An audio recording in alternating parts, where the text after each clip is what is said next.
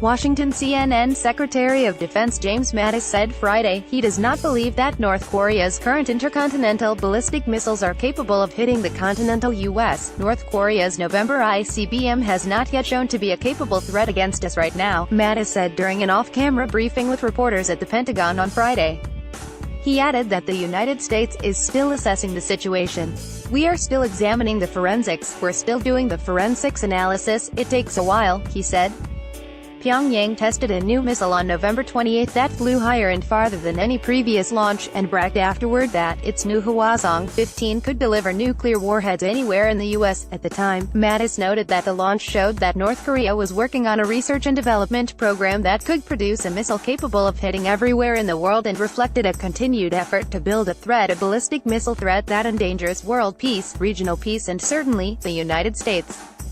His assessment Friday was in line with technical analysts who say that North Korea's November launch didn't actually demonstrate an ability to hit the U.S. or that it is making advances on the technical challenges required for a successful, operational ICBM. "I'm highly suspicious about the capability of the Hwasong-15, retired Gen.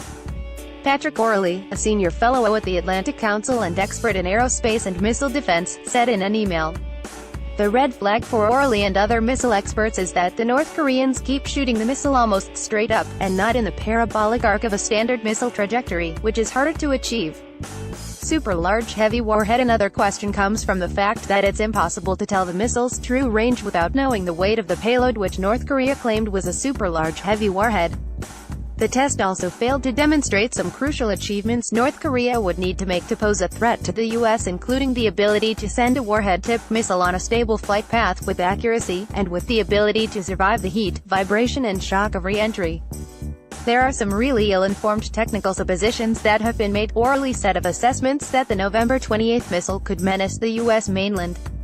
"When I hear in 1 or 2 years they could have an operational capability that could hit Washington, people are making very, very aggressive assumptions. There's a lot left to be done before you can assess a credible threat." Mattis said analysis from the most recent North Korean missile test is ongoing, and he reiterated that the diplomatic track being led by Secretary of State Rex Tillerson is still the administration's leading policy when it comes to Pyongyang. Tillerson spoke at a special meeting of the UN Security Council Friday, urging tougher international action to rein in Pyongyang, and confronting North Korea's ambassador to the UN over his claims that the U.S. is to blame for tensions on the Korean peninsula. Tillerson said the U.S. would require Pyongyang to achieve a period of quiet before the U.S. would engage in talks, clarifying confusion created earlier in the week when he said he would talk without preconditions if North Korea was willing. That comment drew pushback from the White House. Asked about the confusion over the conditions that must be met before U.S. negotiators sit down with their North Korean counterparts, Mattis emphasized the unity between Tillerson and the president. "This is a diplomatically led effort by him and the president, and you see him come out with what are some of the conditions that have to be met. Diplomacy continues," Mattis said. "When we are ready to have conversations, as you put it, dialogue, that will be up to the president and the Secretary of State."